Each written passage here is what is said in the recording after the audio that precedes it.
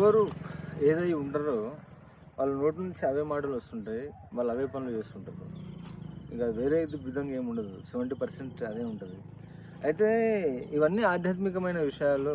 కాకపోతే నేను వీటిని యూత్కి ఇప్పుడున్న లవ్ రిలేటెడ్ కాంటెక్స్ట్లో రిలేట్ చేసి మాట్లాడుతున్నా.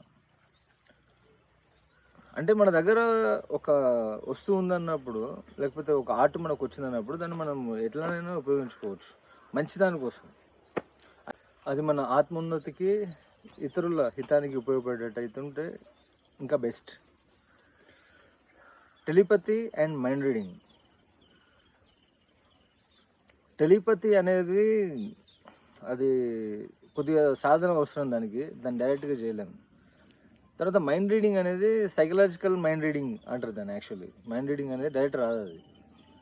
కాకపోతే టెలిపతి అనేది డైరెక్ట్గా మైండ్ రీడ్ చేయడమే ఉంటుంది అది.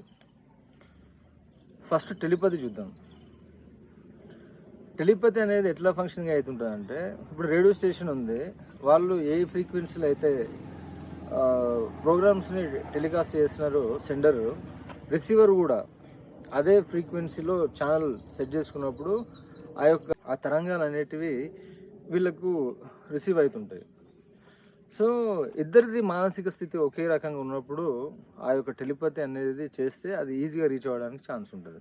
అది ఇద్దరిది మానసిక స్థితి ఒకేలా ఉండడానికి ఛాన్స్ లవర్స్ మధ్యన, లేకపోతే భార్యాభర్తల మధ్యన, తల్లి పిల్లల మధ్యన ఆ బాండింగ్ అనేది వాళ్ళకి చాలా స్ట్రాంగ్ ఉంటుంది. కాబట్టి నేను చెప్పి ట్రూ లవర్స్ గురించి.